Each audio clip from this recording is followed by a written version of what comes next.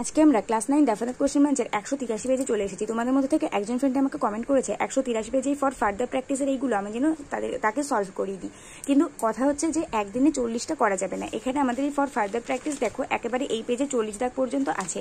তো একদিনে যদি আমি 40 দাগ পর্যন্ত করিয়ে দিই তাহলে ভিডিওটা কিন্তু অনেকটা লম্বা হয়ে যাবে, আর তোমাদের সেটা ধৈর্য ধরে দেখতেও ভালো লাগবে না, আর আমার ভিডিওটা আপলোড করতেও সমস্যা হবে। তাই আমি প্রথম দিন 20টা করাবো, নেক্সট পার্টে 20টা করাবো। নেক্সট পার্ট আসতে খুব একটা বেশি দেরি হবে না। তো তোমরা যারা চ্যানেলে নতুন, চ্যানেলটিকে সাবস্ক্রাইব করে পাশে থেকে বেল আইকন প্রেস করে দাও, আর অল বাটন অন করে দিও যাতে আমি ভিডিও আপলোড করার সাথে সাথে তোমাদের কাছে নোটিফিকেশন চলে যায়। তো চলো বেশি সময় নষ্ট না করে ভিডিও শুরু করা যাক। প্রথমেই আছে এখানে কিন্তু ডুয়াস ডাইরেক্টেড আছে, মানে তোমাকে ঠিক যেভাবে ব্র্যাকেটের মধ্যে বলা থাকবে সেভাবেই তোমাকে সেন্টেন্সটা রিক্রিয়েট করতে হবে। তো প্রথমটা আছে spare the rod and spoil the child, তুমি বদভ্যাসগুলোকে সহ্য করো এবং তুমি বাচ্চাটাকে নষ্ট করে ফেলবে। এখানে বলেছে যে বিগিন উইথ ইফ, মানে এটাকে ইফ দিয়ে শুরু করো। তাহলে ইফ মানে হচ্ছে যদি। এবার আমরা এই সেন্টেন্সটাকে যদি দিয়ে কি রকম ভাবতে পারি? যদি তুমি বদভ্যাসগুলোকে সহ্য করো তাহলে তুমি বাচ্চাটাকে নষ্ট করে ফেলবে। আমরা জানি ইংলিশের ক্ষেত্রে তাহলের কোনো আলাদা মিনিং হয় না, জাস্ট একটা কমা দিলেই তাহলে বোঝানো হয়।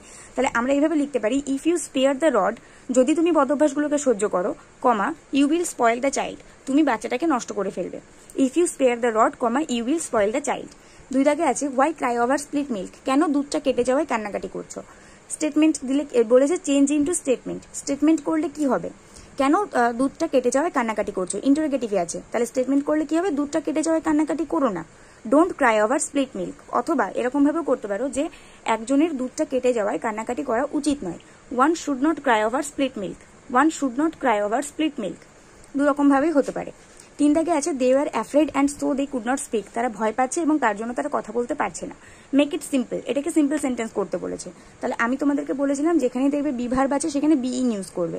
তাহলে ভয় পাওয়ায় তারা কথা বলতে পারছে না, এটা লিখলে কি হবে? Being afraid, comma they could not speak, being afraid they could not speak. এরপরে চার দাগে আছে I do not know his requirement, আমি তার রিকোয়ারমেন্ট জানি না। কমপ্লেক্স করতে বলা হয়েছে, মেক ইট কমপ্লেক্স। তো কিভাবে করব? আমি জানি না সে কি রিকোয়ার করবে। I do not know what he requires, I do not know what he requires. Javed Ali can not help অ্যাডমায়ারিং the singer, Javed Ali ওই সঙ্গীত বিশারদের প্রশংসা না করে থাকতে পারলো না। তো এটাকে আমাদের হেল্প দিয়ে করা আছে, আমাদের বলেছে ইউজ বাট। তো আমরা জানি যে কোথাও যদি হেল্প ইউজ করা থাকে তার পরের ভার্বের সাথে আইএনজি যোগ করা থাকে, কিন্তু যদি সেটাকে বাট দিয়ে করতে বলা হয় তাহলে তার পরের ভার্বটার সাথে আইএনজি যোগ হয় না, বরং সেই পরের ভার্বের প্রেজেন্ট ফর্মটা আমাদের বসাতে হয়। তাহলে আমরা এখানে প্রেজেন্ট ফর্ম বসালে কি হবে? পুরো সেন্টেন্সটাই একরকম থাকবে, জাস্ট হেল্পের পরিবর্তে বাট হবে, অ্যাডমায়ারিং এর পরিবর্তে এর প্রেজেন্ট ফর্ম অ্যাডমায়ার হবে, ADMIRE। Javed Ali can not but admire the singer, Javed Ali can not but admire the singer. 6 দাগে আছে prevention is better than medicines, আবিষ্কার ওষুধের থেকে অনেক বেটার। তাহলে এটাকে মেক ইট নেগেটিভ করতে বলেছে, ঠিক আছে। তো নেগেটিভ এই সবসময় মনে রাখবে যে এইভাবে যদি বেটার থাকে মানে এটা কম্পারেটিভ ডিগ্রিতে আছে, আর এটাকে নেগেটিভ করতে বলা হয়েছে মানে এটাকে পজিটিভ ডিগ্রিতে নিতে হবে। তো পজিটিভ যখন আমরা এটাকে নেগেটিভ করব তখন যেটা লাস্টে থাকবে সেইটাকে আমাদের প্রথমে নিয়ে চলে আসতে হবে। তার আমাদের আনসার হবে medicines is not good than prevention, medicines is not good than prevention. এখানে বলা ছিল যে প্রিভেনশন মেডিসিনের থেকে বেটার, তার মানে কি মেডিসিন প্রিভেনশনের থেকে ভালো নয়, এটা আমরা নেগেটিভে লিখবো, medicines is not good than prevention. তাহলে আমাদের এটা নাবাচক হয়ে গেল। এরপর the painting is very beautiful, আঁকাটা খুবই সুন্দর। এক্সক্লেমেটরি সেন্টেন্স আমরা দু রকম ভাবে করতে পারি, হোয়াট দিয়ে আর হাউ দিয়ে। হোয়াট দিয়ে করলে কি রকম করে লিখবো? হোয়াট আ বিউটিফুল পেইন্টিং, কত সুন্দর একটা আঁকা। আর হাউ দিয়ে করলে কি করে লিখবো? How beautiful the painting is, এই আঁকাটা কতটাই সুন্দর। অবশ্যই কিন্তু লাস্টে বিস্ময়সূচক চিহ্নটা দেবে, নইলে কিন্তু কেটে দেবে। 8 দাগে আছে we know her birth place, আমরা তার জন্মস্থান চিনি বা জানি। কমপ্লেক্স করতে বলা হয়েছে, কিভাবে লিখবো? আমরা জানি সে কোথায় জন্মেছিল, we know where she was born, we know where she was born. Mrs Nargis is very energetic, Mrs Nargis খুবই মানে এনার্জেটিক, মানে যার মধ্যে অনেক কাজ করার উৎসাহ আছে, মানে শক্তি আছে আর কি, খুব প্রাণোচ্ছলতা আছে, ঠিক আছে। তাহলে এখানে বলেছে যে rewrite using the noun form of energetic, এনার্জেটিকের নাউন ফর্ম ইউজ করতে বলা হচ্ছে। তো এনার্জেটিকের নাউন ফর্ম হচ্ছে এনার্জি। তাহলে আমরা এভাবে লিখতে পারি Mrs Nargis has many energy, Mrs নার্গিসের অনেক এনার্জি আছে। এখানে বলা হয়েছে যে মিসেস নার্গিস খুবই এনার্জেটিক, মানে তিনি খুবই প্রাণোচ্ছল। আর এখানে আমরা লিখবো যে মিসেস নার্গিসের প্রাণোচ্ছলতা আছে, অনেক প্রাণোচ্ছলতা আছে, Mrs Nargis has many energy. এখানে কিন্তু এই এনার্জেটিকটাকে এনার্জি করার জন্য আমাদের একটা আলাদা ভার্ব নিয়ে আসতে হলো। এখানে জাস্ট আমাদের একটা অক্সিলারি ভার্ব ছিল, আর আমাদের এখানে আলাদা করে একটা হ্যাজ নিয়ে আসতে হলো, ঠিক আছে। তারপরে আছে শি এনকারেজড দ্য স্টুডেন্টস, সে বাচ্চাদেরকে উৎসাহিত করে। এখানে বলেছে যে এনকারেজড এর নাউন ফর্ম ইউজ করতে, তাহলে এনকারেজড এর নাউন ফর্ম হচ্ছে এনকারেজমেন্ট, যার মানে হচ্ছে উৎসাহ।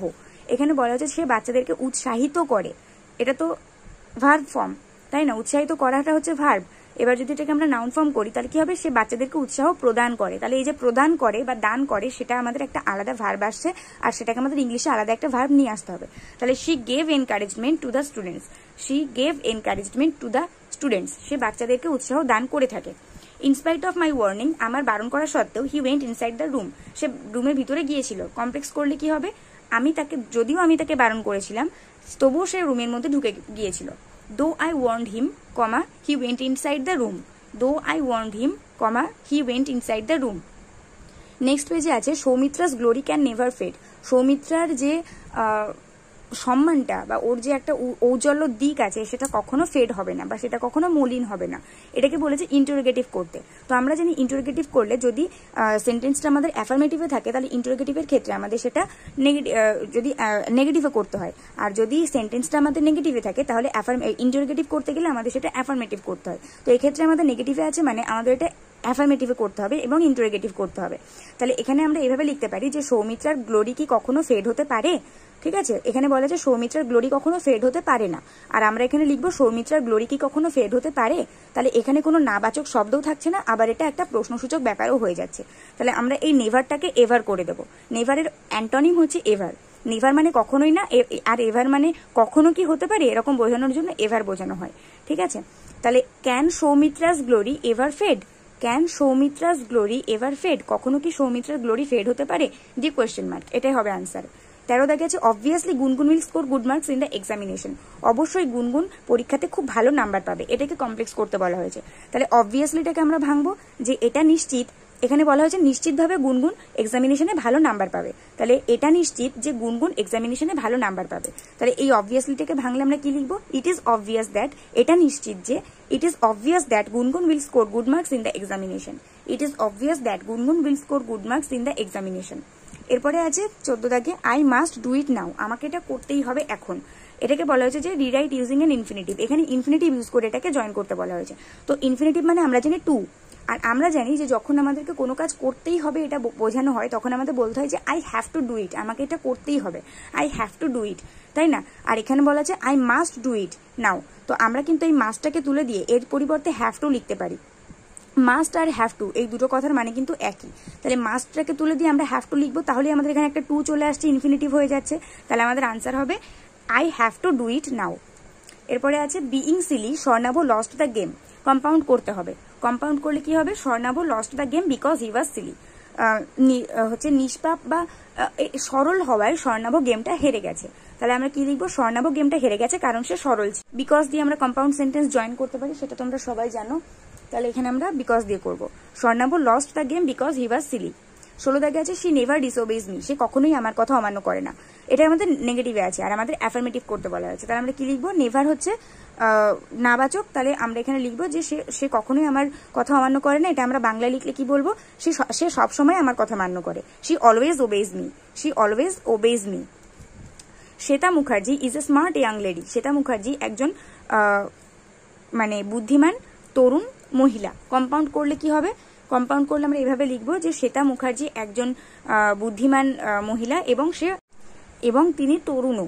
তাহলে আমাদের আনসার হবে Shweta Mukherjee is a smart lady and she is young also, Shweta Mukherjee is a smart lady and she is young also. এইভাবে করলে আমাদের অ্যান্ড দিয়ে জয়েন করতে হচ্ছে, তাহলে এটা কম্পাউন্ড হয়ে যাবে। এরপরে 18 দাগে আছে the day has spent its store of silent সরো, দিনটা সারাদিন ধরে নিজের নিঃশব্দ দুঃখের কান্না দুঃখের ভান্ডার কেঁদেছে, দুঃখের ভান্ডারটাকে ঝরিয়েছে। তাহলে এখানে সাইলেন্টটাকে নাউন হিসেবে ইউজ করতে বলা হয়েছে। তাহলে সাইলেন্টের নাউন ফর্ম হচ্ছে সাইলেন্স। তাহলে আমরা যদি এটাকে সাইলেন্স করি তাহলে আমাদের কি হবে, the day has spent its store of sorrow in silence, দিনটা সারাটা দিন নিজের দুঃখের ভান্ডারকে ঝরিয়েছে নিঃশব্দে।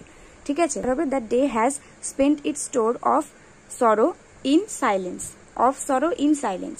19 দাগে আছে no sooner did I arrive than the noise ceased. তো আমরা জানি নো সুনার দিয়ে থাকলে সেটাকে যদি অ্যাফার্মেটিভ করতে হয় তাহলে অ্যাজ সুন অ্যাজ দিয়ে করতে হয়। তাহলে আমরা কি লিখবো, as soon as I arrive, দ্যানের পরিবর্তে কমা লিখবো, দ্য নয়েজ সিজড, দ্যানের পরিবর্তে কমা হয়। As soon as I arrive, এখানে অ্যারাইভড হবে, ঠিক আছে, কারণ এখানে আমাদের একটা ডিড আছে, আর এখানে ডিড থাকলে অ্যারাইভের পাস্ট ফর্ম হবে। No soon, as soon as I arrived the noise ceased. 20 দাগে আছে হিজ প্রপোজাল ওয়াজ রিজেক্টেড, তার প্রস্তাবটা প্রত্যাখ্যাত হয়েছিল।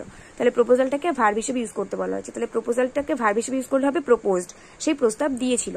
তাহলে এটাকে যদি আমরা বাংলায় ভাবি তাহলে কি হবে, সে যা প্রস্তাব দিয়েছিল সেটা রিজেক্ট হয়ে গিয়েছিল। তাহলে আমরা লিখবো what he proposed was rejected, what he proposed was rejected.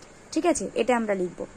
তো এখানে আজকে 20 দাগ পর্যন্ত থাক, আমি লিখে ফেলেছি সবটাই। আমি পরে আবার 21 দাগ থেকে 40 দাগ পর্যন্ত করিয়ে দেবো। আজকে ভিডিও পর্যন্ত, পরের ভিডিওতে দেখা হবে। ততক্ষণ পর্যন্ত সবাই ভালো থাকো, সুস্থ থাকো, মন দিয়ে পড়াশোনা করতে থাকো। আর এই ভিডিওটা একটু করে লাইক করে দিও, বন্ধুদের সঙ্গে অনেক অনেক শেয়ার করে দিও।